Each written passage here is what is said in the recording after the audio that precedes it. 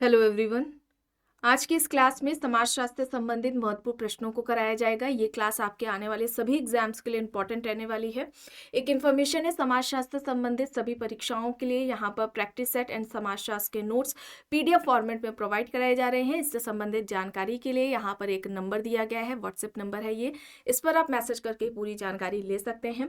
Number है 790-555-3851। यहाँ पर आपको यूपीपीजीडी का प्रैक्टिस सेट मिल जाएगा।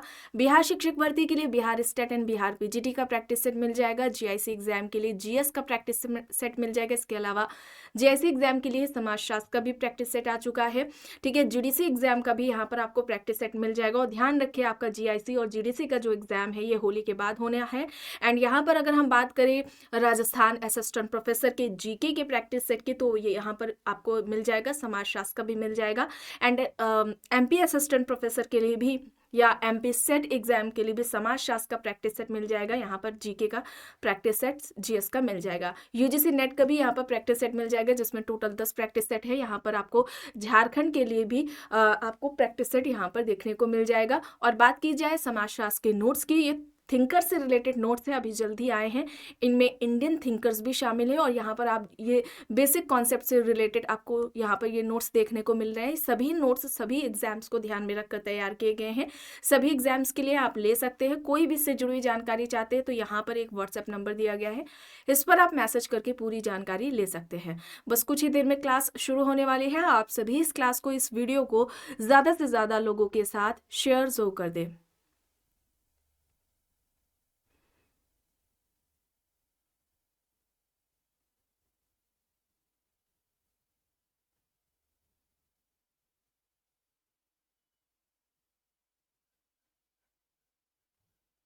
यहाँ तक हो गया था। चलिए यहाँ से शुरू करना है। पुस्तक का नाम है अर्बन बिहेवियर। ठीक है, अर्बन बिहेवियर नामक पुस्तक संबंधित है। ऑप्शंस में है Burgel, Burgess, E G. Erikson, Robert Park. बताएं यहाँ पर राइट क्या होगा।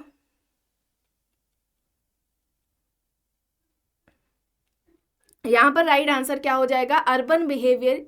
इस पुस्तक से संबंधित कौन है, किसके द्वारा यह पुस्तक लिखी गई है।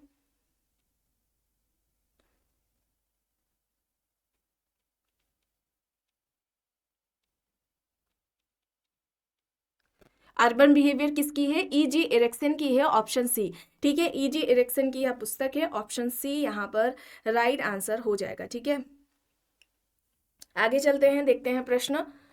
निम्न में से कौन सा अंतःविवाह का उदाहरण है। ऑप्शन देखिए, अपनी ही जाति में विवाह, अपनी ही उपजाति में विवाह, किसी भी जाति में विवाह या फिर उच्च जाति में विवाह। अंतःविवाह का उदाहरण पूछा जा रहा है, किसे हम अंतःविवाह कहेंगे। अपनी ही जाति में विवाह को हम क्या कहेंगे, अंतःविवाह कहेंगे। ऑप्शन ए यहाँ पर राइट होगा। प्रश्न है, सामाजिक गतिशीलता की अधिक संभावना किस समाज में है। वर्ग आधारित खुला समाज, जाति आधारित बंद समाज, जनजातीय समाज या फिर वर्ग विहीन समाज। सामाजिक गतिशीलता की अधिक संभावना किस समाज में है, बताएं। यहां पर सामाजिक गतिशीलता की बात करें तो सबसे पहले सर्वप्रथम व्यवस्थित अध्ययन किसका था। सामाजिक गतिशीलता पर सबसे पहले व्यवस्थित अध्ययन किसने किया था, सोरोकिन ने किया था। किस पुस्तक में किया था, सोरोकिन ने सोशल मोबिलिटी में किया था। और ये पुस्तक कब आती है, 1927 में आती है। यहाँ पर वर्ग आधारित खुला समाज होगा। ऑप्शन ए यहाँ पर राइट आंसर होगा। प्रश्न है, यहाँ पर पुस्तकें दी गई हैं 44 जुवेनाइल थीव्स है, लेबलिंग सिद्धांत है। ठीक है, सामाजिक सिद्धांत और सामाजिक संरचना और विचलन के 2 प्रकार, प्राथमिक और द्वैतिक विचलन दिए गए हैं। इसमें से कुछ प्रश्न कल की क्लास से सेम है। ठीक है, चलिए उन्हें भी देख लेते हैं जल्दी जल्दी। यहाँ पर बताएं, लेमर्ट ने विचलन के 2 प्रकार बताए थे, प्राथमिक और द्वितीयक विचलन। ठीक है, यहाँ का एक का क्या होगा, फोर्थ होगा। जॉन बॉल्वी की अगर हम बुक की बात करें तो 44 जुवेनाइल थीव्स होगा। मर्टन की अगर हम बात करें तो इन्होंने सामाजिक सिद्धांत सामाजिक संरचना की बात की। हॉवर्ड बेक ने अपराध से संबंधित लेबलिंग सिद्धांत दिया था। यहाँ पर सही विकल्प होगा ऑप्शन ए। ठीक है, ऑप्शन ए यहाँ पर राइट आंसर हो जाएगा। प्रश्न है, लेविस की गरीबी संस्कृति की अवधारणा किस अध्ययन पर आधारित है। मैक्सिकन के 5 परिवार, अमेरिका के 5 परिवार, फ्रांस के 5 परिवार या फिर भारत के 5 परिवार पर। ऑस्कर लेविस ने गरीबी संस्कृति की अवधारणा दी थी, ठीक है। किस समाज पर अध्ययन करके दिया था ये कॉन्सेप्ट? ये मैक्सिको के 5 परिवार पर अध्ययन करके ऑस्कर लेविस ने ये कॉन्सेप्ट दिया था। और इसके अलावा गुट समाज की अवधारणा भी इनके द्वारा दी गई है, ठीक है। ऑस्कर लेविस ने गुट समाज की अवधारणा भी दी थी, इसे आप याद रखेंगे। गुट समाज की अवधारणा भी ऑस्कर लेविस के द्वारा दी गई है। और जजमानी व्यवस्था, ठीक है, जजमानी व्यवस्था को क्या कहा था इन्होंने? शोषणात्मक संस्था कहा था। जजमानी व्यवस्था क्या है? शोषणात्मक संस्था है। इसमें उच्च जातियां निम्न जातियों का शोषण करती हैं, ये इनके द्वारा स्टेटमेंट दिया गया है। आगे देखते हैं, प्रश्न है शासक वर्गों के वर्चस्व में आने वालों के लिए अधीनस्थ शब्द का प्रयोग सबसे पहले किसने किया? ऑप्शंस देख ले, ग्रामसी, अंबेडकर, गांधी या फिर इनमें से कोई भी नहीं। शासक वर्गों के वर्चस्व में आने वालों के लिए अधीनस्थ शब्द का प्रयोग सर्वप्रथम इनमें से किसने किया? सबसे पहले किसने किया था? ग्रामसी ने किया था। वर्चस्व की अवधारणा इनके द्वारा दी गई है, ठीक है। चलिए अब यहाँ पर देखिए, प्रश्न है किसका कहना है कि भारतीय समाज एक हिंदू समाज है और हिंदू परंपराओं को समझे बिना इसे समझा नहीं जा सकता। भारतीय समाज एक हिंदू समाज है और हिंदू परंपराओं को समझे बिना इसे समझा नहीं जा सकता, ये किसका कहना है? बताइए यहाँ पर राइट आंसर क्या होगा?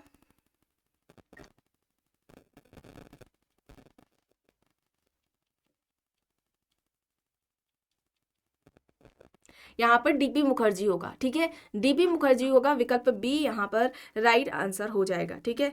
डीपी मुखर्जी यहाँ पर राइट आंसर है। चलिए आगे यहाँ पर देखिए, प्रश्न है डीपी मुखर्जी की किस पुस्तक में आधुनिकीकरण की अवधारणा का पहली बार प्रयोग किया गया? देखिए पुस्तकें यहाँ पर दी गई हैं, personality and the sciences, problems of Indian youth, modern Indian culture, a sociological study या फिर views and a counter views.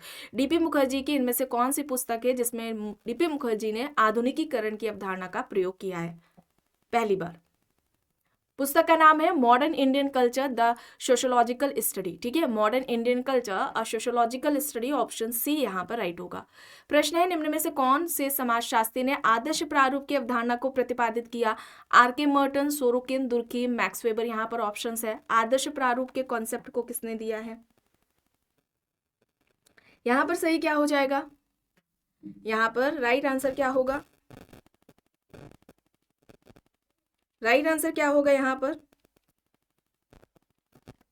यहाँ पर मैक्स वेबर होगा, ठीक है। आइडियल टाइप का कॉन्सेप्ट किसके द्वारा दिया गया है? वेबर के द्वारा दिया गया है, ठीक है। वेबर के द्वारा आइडियल टाइप का कॉन्सेप्ट दिया गया है। द सिटी इनकी पुस्तक है एक, ठीक है, द सिटी हो जाएगी। इसके अलावा अगर हम बात करें इकोनॉमी एंड सोसाइटी की, ठीक है, इकोनॉमी एंड सोसाइटी है। और एक मोस्ट इंपॉर्टेंट है the Protestant ethic and the spirit है, ठीक है, ऑफ कैपिटलिज्म। ये किसकी हो जाएगी? ये वेबर की बुक्स हो जाएंगी, ठीक है। आगे चलिए देखिए, यहाँ पर प्रश्न है किसने लिखा कि इसके विस्तृत अर्थों में समाजशास्त्र मानवीय अंतःक्रियाओं एवं अंतर संबंधों, उनकी दशाओं व परिणामों का अध्ययन है। ऑप्शन है यहाँ पर Morris Ginsberg, MacIver and Page, L A. Coser, Talcott Parsons.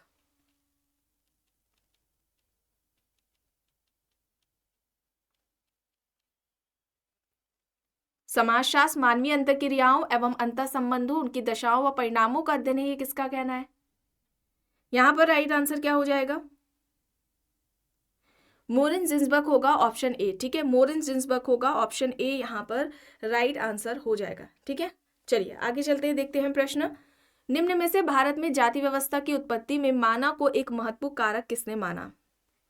Nesfield, Hutton, ल्यूड्यूमो, Risley. यहाँ पर ऑप्शंस दिए गए हैं। जाति व्यवस्था की उत्पत्ति में माना को एक महत्वपूर्ण कारक किसने माना है? नेस्फील्ड ने व्यावसायिक सिद्धांत दिया है, ठीक है। व्यावसायिक सिद्धांत दिया है। जाति उत्पत्ति से संबंधित इनका व्यावसायिक सिद्धांत रहा है। रिजले ने जाति उत्पत्ति का प्रजाति सिद्धांत दिया, ठीक है, जाति उत्पत्ति का प्रजाति सिद्धांत रिजले ने दिया है। इसके अलावा जाति उत्पत्ति का हम उद्विकासीय सिद्धांत की अगर हम बात करें, ठीक है, जाति उत्पत्ति से संबंधित उद्विकासीय सिद्धांत की बात करें, और एक आता है आपका धार्मिक सिद्धांत, ठीक है, जाति उत्पत्ति का धार्मिक सिद्धांत आता है। तो धार्मिक सिद्धांत किसके द्वारा दिया गया है? होकार्ट एंड सेनार्ट के द्वारा, ठीक है, होकार्ट एंड सेनार्ट के द्वारा दिया गया है जाति उत्पत्ति का धार्मिक सिद्धांत। और जाति उत्पत्ति से संबंधित उद्विकासीय सिद्धांत किसके द्वारा दिया गया है? एबर्टसन के द्वारा दिया गया है, ठीक है। चलिए, और यहाँ पर ये माना सिद्धांत जाति उत्पत्ति से संबंधित हट्टन ने दिया है, विकल्प बी यहाँ पर राइट होगा। प्रश्न है, पति पत्नी की परिधि तथा इसके केंद्र में स्थित रक्त संबंधियों से बनने वाले परिवार को क्या कहा जाता है? ऑप्शन देख ले, रक्त मूलक परिवार, दाम्पत्य मूलक परिवार, प्रजनन परिवार, या फिर इनमें से कोई भी नहीं। पति पत्नी की परिधि तथा इसके केंद्र में स्थित रक्त संबंधियों से बनने वाले परिवार को क्या कहा जाता है? यहाँ पर राइट क्या होगा? रक्त मूलक परिवार होगा, ऑप्शन ए यहाँ पर राइट होगा। चलिए, अब यहाँ पर देखिए, प्रश्न है, निम्न में से परिवार की उत्पत्ति हेतु क्रमिक विकास के विचार की अवधारणा किसने दी? ऑप्शन है यहाँ पर मॉर्गन, टाइलर, बैकोफेन, मेलानोव्स्की। परिवार की उत्पत्ति से संबंधित क्रमिक विकास का जो विचार है वो किसके द्वारा दिया गया है? यहाँ पर क्या होगा? यहाँ पर मॉर्गन होगा, ठीक है। मॉर्गन ने परिवार के 5 चरण बताए थे, या परिवार के विकास की 5 अवस्थाएं पहले बताई थी, ठीक है। समरक्त परिवार है, ठीक है, पहला हो जाएगा समरक्त परिवार। दूसरा यहाँ पर हो जाएगा समूह परिवार, ठीक है, समूह परिवार हो जाएगा। तीसरा यहाँ पर हो जाएगा युगल परिवार, ठीक है, युगल परिवार हो जाएगा। फिर 4th नंबर पर क्या आएगा? पित्त सत्तात्मक परिवार, पित्त सत्तात्मक परिवार हो जाएगा। और फिर लास्ट में ये एक विवाही परिवार की बात करते हैं, ठीक है, एक विवाही परिवार की बात करते हैं। इस तरह से भी पूछा जाता है, सबसे आखिरी में किस परिवार की इन्होंने बात की है, सबसे पहले किस परिवार की बात की, और ये सही क्रम में लगाने को आता है, तो ये सही क्रम में आपको यहाँ पर बताए गए हैं, इसे ऐसे ही आपको याद करना है, ठीक है। परिवार की उत्पत्ति से संबंधित मात्र सत्तात्मक, ठीक है, मात्र सत्तात्मक ये जो सिद्धांत ये किसके द्वारा दिया गया है? बैकोफेन के द्वारा दिया गया है, ठीक है, बैकोफेन है, ब्रिफॉल्ट है, ये इनके द्वारा दिया गया है मात्र सत्तात्मक सिद्धांत परिवार की उत्पत्ति से संबंधित। चलिए, अब यहाँ पर देखिए, भारतीय संविधान में कौन सी अनुसूची पंचायती राज व्यवस्था की शक्ति से संबंधित है? यहाँ पर अनुसूचियां देखिए दी गई हैं, 9वीं है, 11वीं है, 5वीं है, और 6ठी अनुसूची यहाँ पर दी गई है। देखकर बताएं यहाँ पर सही क्या होगा। यहाँ पर राइट आंसर क्या हो जाएगा? यहाँ पर 11वीं अनुसूची हो जाएगा। अच्छा, 11वीं अनुसूची में कितने विषय, यहाँ पर अगर हम बात करें सबसे पहले पंचायती राज व्यवस्था की, एक प्रश्न आता है कौन से संविधान संशोधन के तहत, ठीक है, कौन सा संविधान संशोधन अधिनियम था जिसके तहत पंचायती राज व्यवस्था आई? तो 73वां था, ठीक है, 73वां संविधान संशोधन आप रखेंगे याद। 73वां संविधान संशोधन अधिनियम कौन सा था? 1992, ठीक है, तब आया ये पंचायती राज व्यवस्था। किस अनुसूची में बात किया गया है? पंचायती राज व्यवस्था की 11वीं अनुसूची है। कितने विषय हैं पंचायती राज व्यवस्था से संबंधित? 11वीं अनुसूची में 29 विषय रखे गए हैं। किस अनुच्छेद में अगर पूछ लिया जाए कौन सा अनुच्छेद है जो पंचायती राज व्यवस्था की बात करता है? 243 अनुच्छेद है जिसमें बात की गई है। भाग कौन से हैं, ठीक है, भाग कौन से है जिसमें पंचायती राज व्यवस्था की बात की गई है? भाग 9वां है, ठीक है। अनुसूची टोटल कितनी है? 12 अनुसूची, उसमें से 11वीं अनुसूची में पंचायती राज व्यवस्था से संबंधित बात की गई है, ठीक है, क्लियर। यहाँ पर बी होगा राइट। चलिए आगे यहाँ पर देखिए, पुस्तक है the population of India and Pakistan है। ऑप्शन देखिए, किंग्सले डेविस, गुडे, माल्थस, सैडलर, यहाँ पर ऑप्शन है। ये कई बार पुस्तक हर एग्जाम्स में लगभग पूछी जा चुकी है। The population of India and Pakistan किसकी है? किंग्सले डेविस की है। ऑप्शन ए यहाँ पर राइट आंसर हो जाएगा। इनकी एक पुस्तक है ह्यूमन सोसाइटी, ठीक है, मानव समाज इनकी पुस्तक है। और इन्होंने अपने सभी जो इनका अध्ययन रहा है उसमें इन्होंने संरचनात्मक प्रकार्यात्मक परिप्रेक्ष्य का प्रयोग किया है किंग्सले डेविस ने। ठीक है, चलिए आगे यहाँ पर देखिए प्रश्न है लघु समुदाय मानवता के इतिहास में मानव जीवन का सबसे प्रचलित स्वरूप रहा है या किसका कहना है? T L. Smith, R. Redfield, A R. Desai, H C. Minger यहाँ पर दिया गया है। लघु समुदाय मानवता के इतिहास में मानव जीवन का सबसे प्रचलित स्वरूप रहा है, ये किसका कहना है?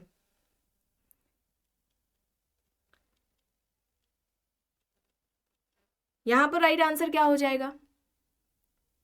यहाँ पर राइट आंसर क्या हो जाएगा? रॉबर्ट रेडफील्ड हो जाएगा। ठीक है, रॉबर्ट रेडफील्ड हो जाएगा, ऑप्शन बी यहाँ पर राइट आंसर हो जाएगा। किस पुस्तक में इन्होंने लघु समुदाय का कॉन्सेप्ट दिया है? पुस्तक का नाम है द लिटिल कम्युनिटी। ठीक है, द लिटिल कम्युनिटी पुस्तक का नाम है, इसे आप याद रखेंगे। इसी पुस्तक में लघु समुदाय की बात की है। लघु समुदाय से संबंधित इन्होंने जो लक्षण बताए हैं या अगर हम कहें विशेषताएं बताई हैं, ये कितनी बताई हैं? ये 4 बताई हैं। ठीक है, कितनी बताई हैं? 4 बताई हैं। लघुता है, ठीक है, लघुता है, विशिष्टता है, एक लघुता है, विशिष्टता है, समरूपता है। ठीक है, समरूपता हो जाएगी, लघुता, विशिष्टता, समरूपता और आत्मनिर्भरता। ठीक है, आत्मनिर्भरता हो जाएगी। ये इन्होंने देखिए 4 विशेषताएं बताई हैं, लघुता, विशिष्टता, समरूपता, आत्मनिर्भरता। ये एग्जाम्स में पूछा जाता है। ठीक है, ये एग्जाम्स में पूछा जाता है कि इनमें से कौन सी विशेषता या लक्षण लघु समुदाय से संबंधित रॉबर्ट रेडफील्ड ने बताए हैं या कौन से नहीं बताए हैं। दूसरा एक प्रश्न आता है गांव को। ठीक है, गांव लघु समुदाय है, किसका कहना है? गांव लघु समुदाय है, ये किसका कहना है? इस तरह से पूछा जाता है।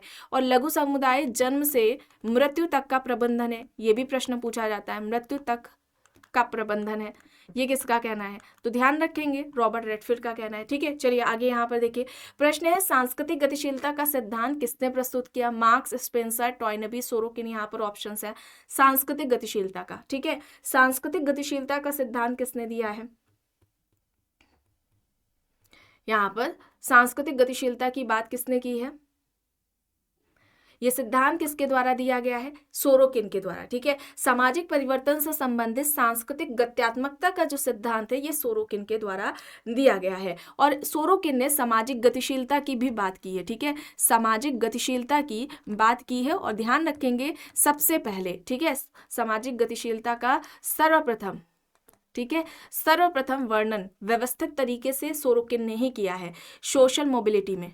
कौन सी पुस्तक है? सोशल मोबिलिटी पुस्तक है इनकी, इसमें किया है। और ये पुस्तक आती है 1927 में, इसे याद रखेंगे। गतिशीलता की अगर हम बात करें, ठीक है, तो 2 तरह की गतिशीलता की इन्होंने बात की है। एक तो है क्षैतिज, ठीक है, क्षैतिज सामाजिक गतिशीलता, और दूसरी यहाँ पर क्या हो जाएगी? उद्रक या रैखिक गतिशीलता। ठीक है, उद्रक या फिर रैखिक गतिशीलता, उद्रक या रैखिक सामाजिक गतिशीलता। ये 2 तरह की गतिशीलताओं की इन्होंने बात की है, इसे आप याद रखेंगे। क्षैतिज गतिशीलता में क्या होता है? ठीक है, इसे याद रखेंगे। क्षैतिज गतिशीलता में क्या होता है? स्थान में जो परिवर्तन होता है वो हमें देखने को मिलता है, लेकिन जो पद में परिवर्तन है वो हमें नहीं देखने को मिलता। ठीक है, एक श्रमिक है, एक मजदूर है, एक फैक्ट्री में काम कर रहा है, फिर वो जाकर दूसरे जिले या दूसरे शहर या दूसरी फैक्ट्री में जाकर काम कर रहा है। तो देखिए यहाँ पर स्थान का परिवर्तन है, एक जगह से दूसरी जगह फैक्ट्री में जाके कर रहा है, लेकिन जो उसका पद है, ठीक है, वो मजदूर है, उसके पद में कोई परिवर्तन नहीं है। तो ये क्षैतिज सामाजिक गतिशीलता है। वही दूसरी ओर अगर हम उद्रक या रैखिक सामाजिक गतिशीलता की बात करेंगे तो देखिए इसमें स्थान में परिवर्तन हो भी सकता है और नहीं भी हो सकता है, लेकिन जो पद में परिवर्तन है, ठीक है, पद में अगर हम परिवर्तन की बात करें तो ये पद में परिवर्तन होता है। ठीक है, इसे आप इस तरह से याद रखेंगे। ये 2 जो टाइप्स हैं गतिशीलता के, क्षैतिज और उद्रक, ये सोरोकिन के द्वारा बताए गए हैं। चलिए आगे यहाँ पर देखिए किसका कथन है कि संस्कृतिकरण एक घृणित शब्द है। ऑप्शंस देखें, A.M. Shah, Milton Singer, M.N. Srinivas, Nancy Lobo. यहाँ पर ऑप्शंस दिए गए हैं। संस्कृतिकरण की सबसे पहले अवधारणा का प्रश्न आता है, ये किसके द्वारा अवधारणा दी गई है?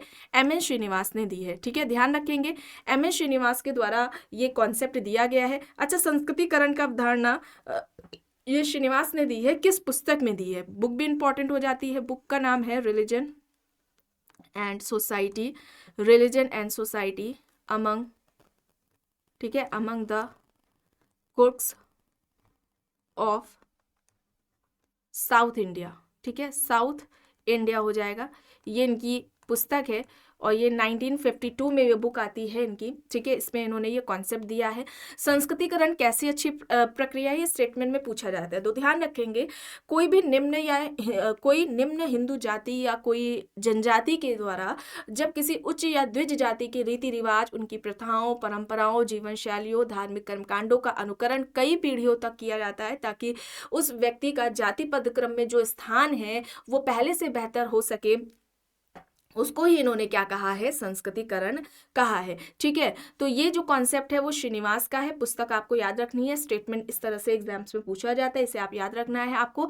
लेकिन यह एक संस्कृतिकरण घृणित शब्द है, ये किसका कहना है, मिल्टन सिंगर का कहना है। ऑप्शन बी यहाँ पर राइट आंसर होगा। आगे चलते हैं, देखते हैं प्रश्न। किसने इस बात पर बल दिया कि सामाजिक संरचना गैर अनुचलन आचरण के लिए उत्तरदायी है? Auguste Comte, Karl Marx, Elliott and Merrill, Robert King Merton. यहाँ पर ऑप्शंस दिए गए हैं, यहां पर बताएं सही राइट आंसर क्या होगा।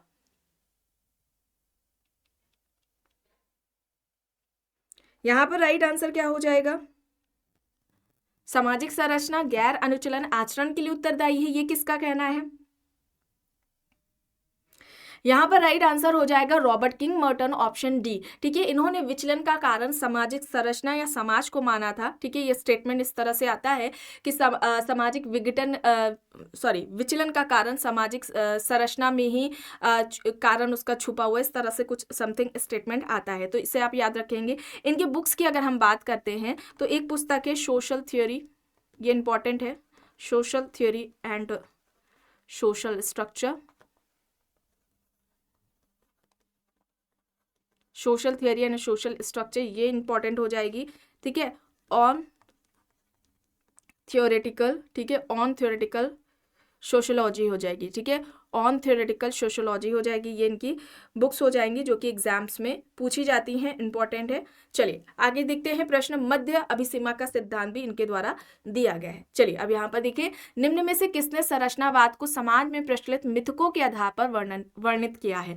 Levi Strauss, Parsons, Giddens, Derrida. यहाँ पर ऑप्शंस दिए गए। संरचनावाद को समाज में प्रचलित मिथकों के आधार पर किसने वर्णित किया है? बताएं यहाँ पर सही क्या है, राइट आंसर क्या हो जाएगा? ये कई बार एग्जाम्स में आता है, लेवी स्ट्रॉस, ठीक है। लेवी स्ट्रॉस ने संरचनावाद की अवधारणा दी थी, याद रखेंगे। संरचनावाद की अवधारणा किसकी है? लेवी स्ट्रॉस की है। मिथ की बात इन्होंने की है, या मिथक की जो अवधारणा है वो लेवी स्ट्रॉस के द्वारा दी गई है। इसके अलावा नातेदारी अणु, ठीक है, नातेदारी अणु की जो अवधारणा है ये भी लेवी स्ट्रॉस के द्वारा दी गई है। इनके बुक्स की अगर हम बात करते हैं, एक बुक है इनकी द एलिमेंट्री, ठीक है, the elementary structure, the elementary structure of kinship है, ठीक है, the elementary structure of kinship हो जाएगी, इसे आप याद रखेंगे। एक पुस्तक है इनकी स्ट्रक्चरल, ठीक है, स्ट्रक्चरल एंथ्रोपोलॉजी, ठीक है, स्ट्रक्चरल एंथ्रोपोलॉजी हो जाएगी, ये इनकी पुस्तक हो जाएगी, इंपॉर्टेंट है, अक्सर एग्जाम्स में पूछ ली जाती है, ठीक है, ये आपको याद रखनी है, ठीक है। संरचनावाद का कॉन्सेप्ट इनका हो जाएगा, मिथ का हो जाएगा, नातेदारी अणु का हो जाएगा। यहाँ पर गिडेंस आप देख रहे हैं, गिडेंस ने संरचनाकरण की अवधारणा दी है, ठीक है, गिडेंस ने संरचनाकरण की अवधारणा दी है। और एक प्रश्न आता है भाषाई संरचनावाद का, ठीक है, भाषाई संरचनावाद का, तो वहां पर कई सारे बच्चे कंफ्यूज हो जाते हैं। भाषाई संरचनावाद की अवधारणा किसने दी है? सोसरे ने दी है। भाषाई संरचनावाद की अवधारणा किसकी है? सोसरे की है। संरचनाकरण की जो अवधारणा है ये किसने दी है? ये गिडेंस ने दी है, ठीक है। चलिए आगे चलते हैं। यहाँ पर देखिए प्रश्न है, किसने कहा है कि उपकल्पना परीक्षण किया जाने वाला एक प्रस्ताव है? ऑप्शंस में है बोगार्डस, पीवी यंग, स्पेंसर, जोहोदा। उपकल्पना परीक्षण किया जाने वाला एक प्रस्ताव है, ये किसके द्वारा बात कही गई है? यहाँ पर राइट आंसर क्या हो जाएगा? राइट आंसर यहाँ पर हो जाएगा बोगार्डस, ठीक है। बोगार्डस ने कहा है कि उपकल्पना परीक्षण किया जाने वाला एक प्रस्ताव है और बोगार्डस के द्वारा सामाजिक दूरी का पैमाना दिया गया है, ठीक है। सामाजिक दूरी का जो पैमाना है ये किसके द्वारा दिया गया है? बोगार्डस के द्वारा दिया गया है। तो यहाँ पर राइट आंसर क्या हो जाएगा? विकल्प ए यहाँ पर राइट आंसर हो जाएगा। चलिए अब यहाँ पर देखिए प्रश्न है, या कौन कहता है कि हमें यानी कि खुद को खतरे के समाज से दूर रहना है? ऑप्शंस देख लें, George Ritzer, Ulrich Beck, David Harvey, Fredric Jameson. यहाँ पर सही क्या हो जाएगा?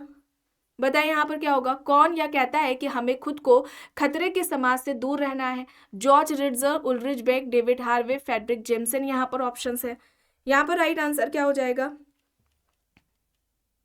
यहाँ पर सही क्या हो जाएगा?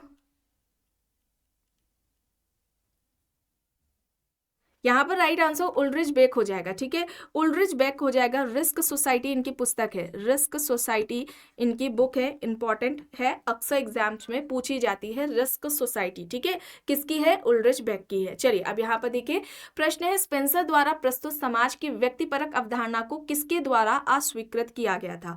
ऑप्शन है वेबर, मैलिनोवस्की, दुर्खिम, पार्सन्स। बताएं यहाँ पर सही क्या होगा?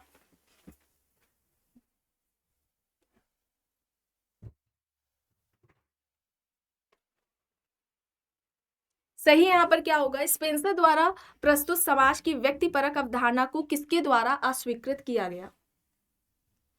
यहाँ पर होगा दुर्खिम, ठीक है, दुर्खिम होगा, ऑप्शन सी यहाँ पर राइट होगा। प्रश्न है, वेस्टरमार्क ने बहुपति विवाह का सबसे महत्वपूर्ण कारक किसे कहा? जातिगत परंपरा, लिंग अनुपात में असमानता, धार्मिक कारण, जनजाति प्रथाएं यहाँ पर है। यहाँ पर क्या हो जाएगा?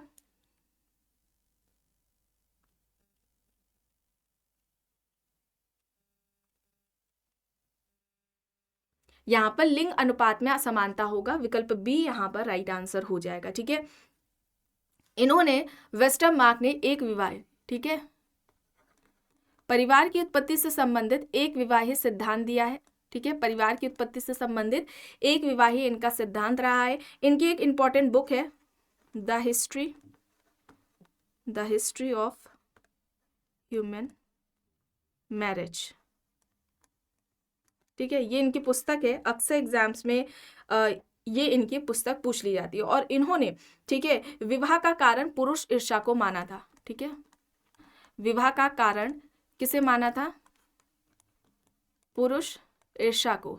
और ये बात ये डार्विन से प्रभावित होकर ये वेस्टरमार्क कहते हैं। चलिए आगे यहाँ पर देखिए प्रश्न है, भारत में निजी क्षेत्र में कर्मचारियों का अवैध शोषण दिन प्रतिदिन बढ़ता जा रहा है। इस प्रकार के अपराध को किस प्रकार की श्रेणी में वर्गीकृत किया जाएगा?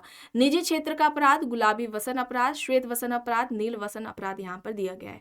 निजी क्षेत्र में, ठीक है, भारत में निजी क्षेत्र में कर्मचारियों का अवैध शोषण दिन प्रतिदिन बढ़ता जा रहा है। इस प्रकार के अपराध को किस प्रकार की श्रेणी में वर्गीकृत किया जाएगा? यहां पर सही क्या होगा? यहाँ पर श्वेत वसन अपराध होगा, ठीक है, श्वेत वसन अपराध। अब यहाँ पर ध्यान रखें, श्वेत वसन अपराध की बात आ रही है तो इसके जनक कौन है? ठीक है, किसके द्वारा यह अवधारणा दी गई है? सदरलैंड, ठीक है, किसने दी है? सदरलैंड ने दी है। अब ध्यान रखेंगे सदरलैंड ने अपराध के प्रकार भी बताए हैं, ठीक है, सदरलैंड ने अपराध के 2 प्रकार बताए हैं। एक तो इन्होंने बताया है साधारण अपराध, साधारण अपराध बताया है, दूसरा इन्होंने जघन्य या गंभीर अपराध बताया है, ठीक है, साधारण अपराध, दूसरा यहाँ पर जघन्य या गंभीर अपराध हो जाएगा। और अपराधी के भी प्रकार इन्होंने बताए हैं, ठीक है, अपराधी के भी इन्होंने सदरलैंड ने प्रकार बताए हैं। एक इन्होंने बताया है निम्न वर्गीय अपराधी, ठीक है, निम्न वर्गीय अपराधी है, और दूसरा यहाँ पर क्या होगा?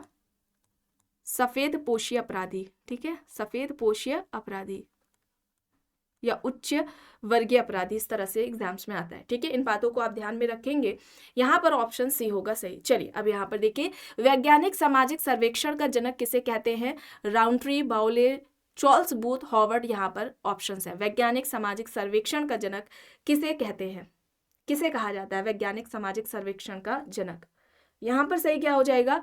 Charles Booth, Charles Booth, option C यहाँ पर राइट है। प्रश्न है, नवीन आंदोलन उत्तर आधुनिक सामाजिक मुद्दों के परिणाम है या किसका कथन है?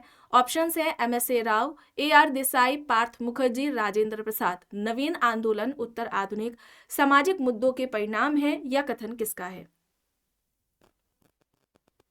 यहाँ पर सही क्या हो जाएगा? राजेंद्र प्रसाद, ठीक है, राजेंद्र प्रसाद होगा, ऑप्शन डी यहाँ पर राइट होगा। प्रश्न है, रॉबर्ट बियरस्टेट के अनुसार कौन सा कथन सत्य है? ऑप्शन देखिए, समाजशास्त्र विशुद्ध विज्ञान है, दूसरा यहाँ पर कथन दिया गया है समाजशास्त्र वास्तविक विज्ञान है। यहाँ पर देख कर बताएं पहला ही सही है या फिर केवल दूसरा सही है या फिर ये दोनों ही सही है या फिर इनमें से कोई भी सही नहीं है।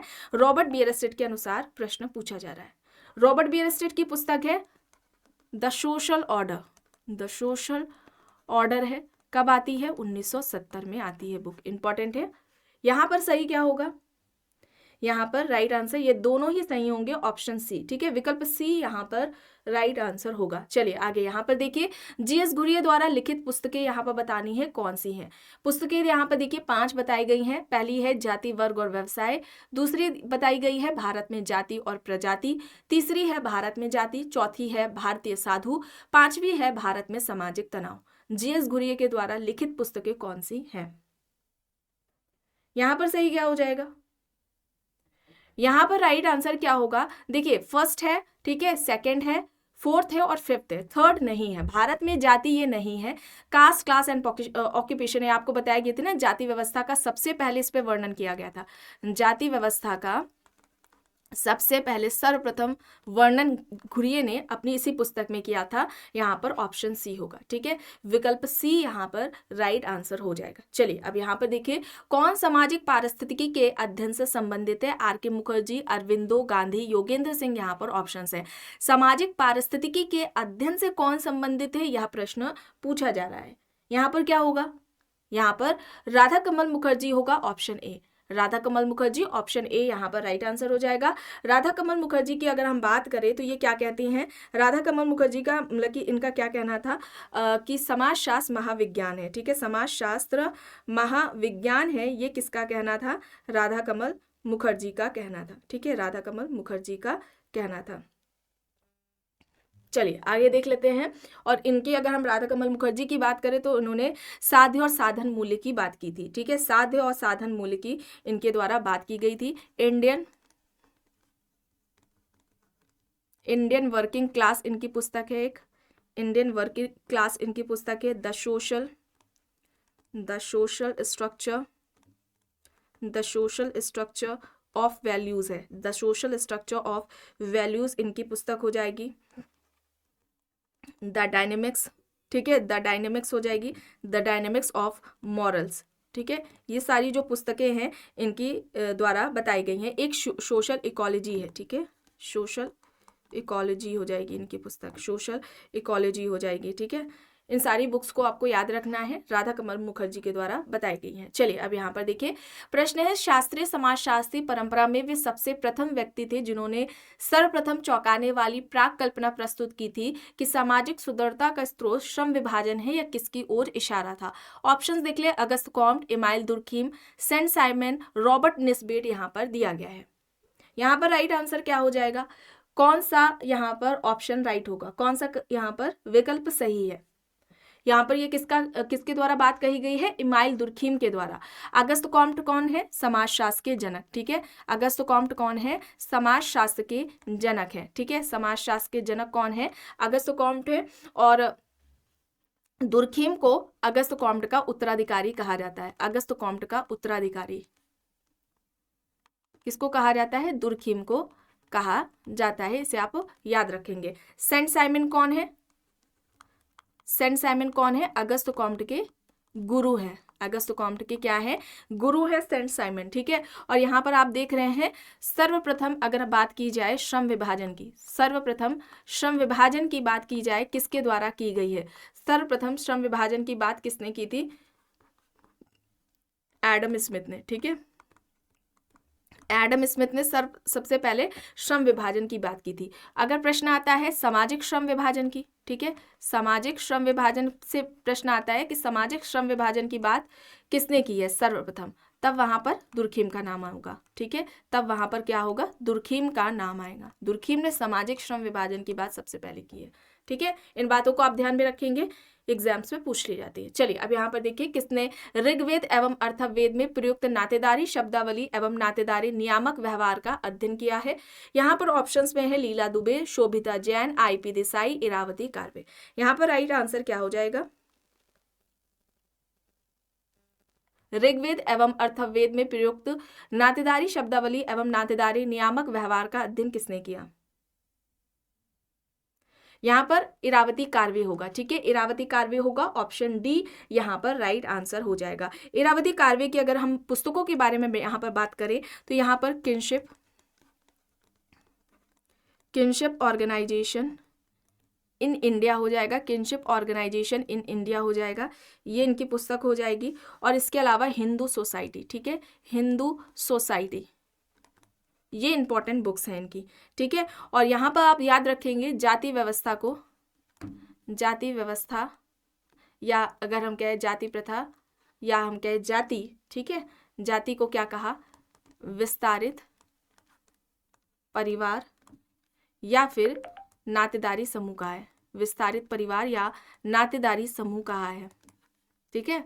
जाति विस्तारित परिवार है, जाति विस्तारित नातेदारी समूह है, इस तरह से इनकी बात एग्जाम्स पे स्टेटमेंट पूछा जाता है। चलिए यहाँ पर देखिए प्रश्न है, यूएनडीपी ने किन वर्षों में मानव गरीबी सूचकांक तथा बहुआयामी गरीबी सूचकांक विकसित किया है। यहाँ पर क्या होगा, कब किया है, मानव गरीबी सूचकांक 1997 और बहुआयामी गरीबी सूचकांक 2010 में आता है। ऑप्शन बी यहाँ पर राइट होगा। प्रश्न है, किसने कहा कि एक संयुक्त परिवार हमेशा रहने के लिए रोमांचक समूह है। GP Murdock, Irawati Karve, MS Gore, IP Desai. यहाँ पर ऑप्शंस दिए गए हैं। सही यहाँ पर क्या हो जाएगा, इरावती कार्वे हो जाएगा, ठीक है, इरावती कार्वे हो जाएगा। ऑप्शन बी यहाँ पर राइट आंसर हो जाएगा। जीपी मर्डॉक ने परिवार को सार्वभौमिक संस्था कहा था। परिवार सार्वभौमिक संस्था है, ये बात किसके द्वारा कही गई थी, परिवार सार्वभौमिक संस्था है, ये जीपी मर्डॉक के द्वारा बात कही गई थी, ठीक है, इसे आप याद रखेंगे। एमएस गोरे की पुस्तक की अगर हम बात करते हैं तो इनकी है urbanisation and family, urbanisation and family change, ठीक है, अर्बनाइजेशन एंड फैमिली चेंज इनकी पुस्तक है। आईपी देसाई की अगर हम बात करें, ठीक है, इनकी पुस्तक का नाम है सम एस्पेक्ट्स, ठीक है, सम एस्पेक्ट्स ऑफ, कहते हैं some aspects of family in महुआ, ठीक है, महुआ पर इनका अध्ययन रहा है, ठीक है, महुआ पर इनका अध्ययन रहा है, ठीक है, महुआ पर इन्होंने अध्ययन किया है, इसे आप याद रखेंगे। जीपी मर्डॉक की सोशल स्ट्रक्चर है, ठीक है, सोशल स्ट्रक्चर है जीपी मर्डॉक की, ठीक है। अर्बनाइजेशन एंड फैमिली चेंज ये एमएस गोरे की है। आईपी देसाई की some aspects of family in महुआ है, ठीक है, इनको याद रखना है, ये एग्जाम्स में बुक्स पूछी जाती है। चलिए अब यहाँ पर देखिए, निम्न पुस्तकों में से किस एक में समाजशास्त्र शब्द की रचना की गई थी। यहाँ पर पुस्तकें देखिए, system the polity, course the philosophy positive, sociological perspective या फिर इनमें से कोई भी नहीं। इनमें से कौन सी पुस्तक है जिसमें समाजशास्त्र शब्द की रचना की गई। समाजशास्त्र शब्द कब दिया था अगस्त कॉम ने, 1838 में दिया था। और इससे पहले, ठीक है, इससे पहले समाजशास्त्र के जगह पर किस शब्द का प्रयोग किया गया था, सामाजिक भौतिकी, सोशल फिजिक्स, ठीक है। समाजशास्त्र शब्द का प्रयोग किस पुस्तक में किया गया है, किस पुस्तक में, कोर्स द फिलोसफी पॉजिटिव में। अच्छा, अब इस पुस्तक में समाजशास्त्र के अलावा किस किस के बारे में अगस्त कॉम्ट ने बात की है। एक तो बात की है प्रत्यक्षवाद की, ठीक है, ध्यान रखेंगे, एक बात की है इन्होंने प्रत्यक्षवाद की बात की है। प्रगति के 3 नियम, प्रगति के 3 नियम, ठीक है, इसे आप याद रखेंगे। फिर इसके अलावा इन्होंने विज्ञान का जो वर्गीकरण किया है, ठीक है, विज्ञान का वर्गीकरण जो दिया था ना, उसके बाद भी इन्होंने इसमें की है। और समाजशास्त्र को जो दो तरह से इन्होंने विभाजित किया था, सामाजिक स्थैतिकीय और सामाजिक गतिकीय, ठीक है, इसकी बात भी इन्होंने इसी पुस्तक में की है, ठीक है, तो यहाँ पर बी होगा सही। आगे देखते हैं, प्रश्न है, यह विचार किसने दिया कि समाजशास्त्र को संरचनाओं के बजाय सामाजिक क्रियाओं पर केंद्रित रहना चाहिए। ऑप्शन है दुर्खीम, स्पेंसर, वेबर, मार्क्स। समाजशास्त्र को संरचनाओं के बजाय सामाजिक क्रियाओं पर केंद्रित रहना चाहिए, ये किसका कहना है। यहाँ पर सही क्या हो जाएगा, यहाँ पर सही हो जाएगा मैक्स वेबर, ठीक है, मैक्स वेबर हो जाएगा। मैक्स वेबर ने सामाजिक क्रिया की बात किस पुस्तक में की है, इनकी बुक इंपॉर्टेंट है, ठीक है, the theory of social and economic organisation, ठीक है, ये इनकी बुक हो जाएगी जो कि आती है 1925 में, ठीक है, the theory of social and economic organisation है जो कि आती है 1925 में। और इन्होंने, वेबर ने समाजशास्त्र की विषय वस्तु, ठीक है, समाजशास्त्र की विषय वस्तु किसे बताया था, विषय वस्तु किसे बताया था, सोशल एक्शन को बताया था, सामाजिक क्रिया को बताया था। ठीक है, ये इंपॉर्टेंट है, इसे आप याद रखेंगे। चलिए, और यहाँ पर ध्यान रखें, ये जो सोशल एक्शन है इसके प्रकार कितने बताए हैं, वेबर ने 4 बताए हैं। ये भी एग्जाम्स में पूछा जाता है। तो पहला क्या है, तार्किक क्रिया है। ठीक है, एक क्रम में लगाने को भी आता है, तार्किक क्रिया हो जाएगी। दूसरी क्रिया यहाँ पर मूल्यांकनात्मक होगी। ठीक है, मूल्यांकनात्मक क्रिया होगी, इसे आप याद रखेंगे, मूल्यांकनात्मक क्रिया। तीसरी है भावात्मक क्रिया। ठीक है, तीसरी क्या हो जाएगी, भावात्मक क्रिया हो जाएगी। और चौथी अगर हम क्रिया की बात करते हैं तो ये है परंपरागत क्रिया। ठीक है, ये कौन सी हो जाएगी, परंपरागत क्रिया हो जाएगी। ठीक है, इनको आप याद रखेंगे, सही क्रम में बताए गए से ऐसे ही आपको याद करना है। चलिए, अब यहाँ पर देखिए, संघर्ष गतिरोध उत्पन्न कर सकता है, परिवर्तन नहीं, यह कथन किसका है। ऑप्शंस में है कोजर, डेरेनड्रॉफ, अब्राहम कोहेन। संघर्ष गतिरोध उत्पन्न कर सकता है, परिवर्तन नहीं, यह किसका कहना है।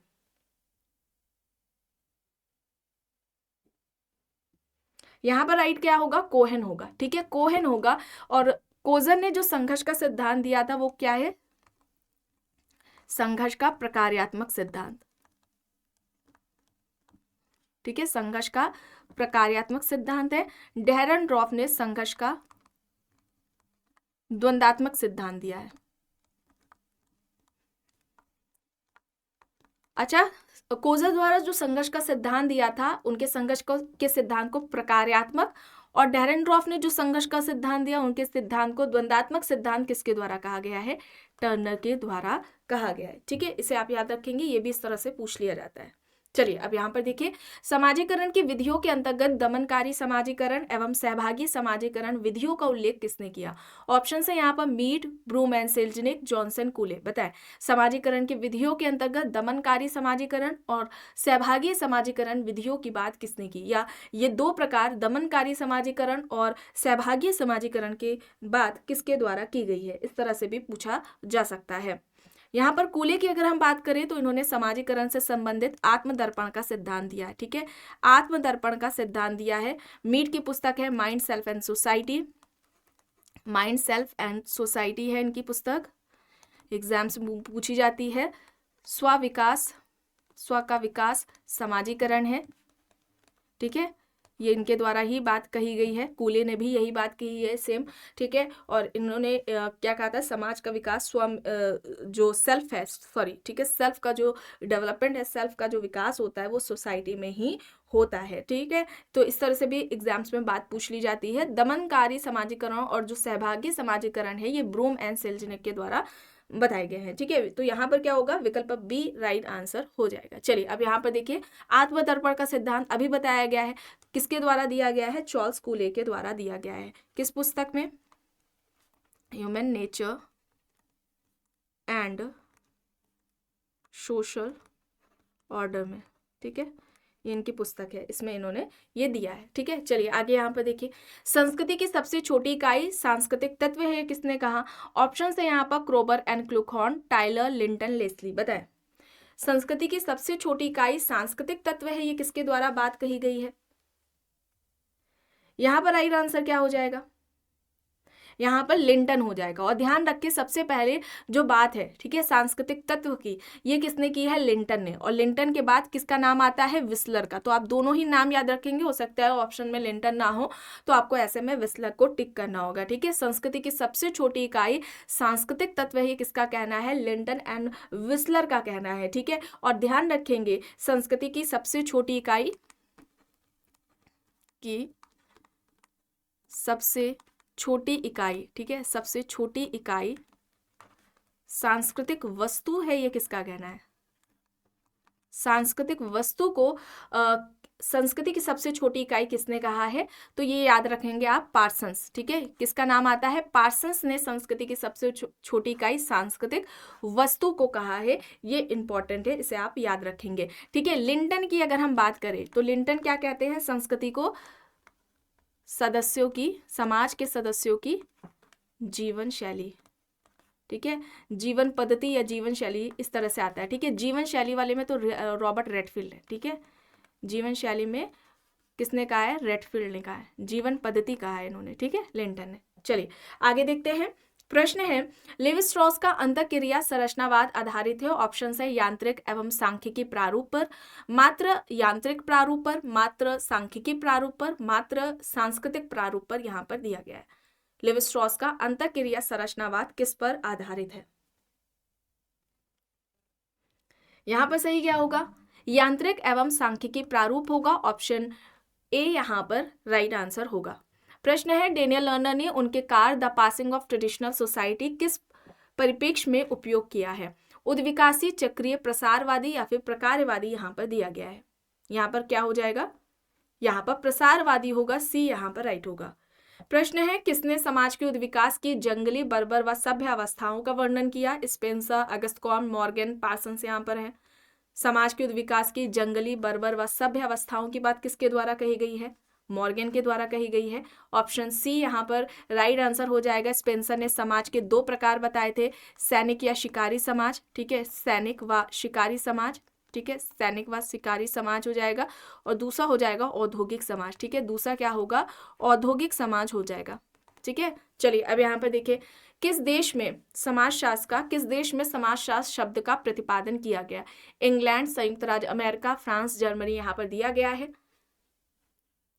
यहाँ पर क्या होगा? फ्रांस होगा, ठीक है, जन्म में भी फ्रांस होगा, इसका जन्म भी फ्रांस में ही हुआ है, ठीक है। विकास सर्वाधिक, अगर विकास की बात आती है, ठीक है, सर्वाधिक विकास कहाँ पर हुआ है? तो ये यूएसए में हुआ है, संयुक्त राज्य अमेरिका में हुआ है। चलिए अब यहाँ पर देखिए बाह्य संघर्ष समूह के अंदर एकता पैदा करता है या किसका कथन है? ऑप्शन से Karl Marx, Samuel Coser, Kingsley Davis. बाह्य संघर्ष समूह के अंदर एकता पैदा करता है या किसका कहना है? यह किसका कहना है? यहाँ पर राइट आंसर क्या हो जाएगा? राइट आंसर हो जाएगा कोज़र, ठीक है, कोज़र हो जाएगा। ऑप्शन सी यहाँ पर राइट होगा।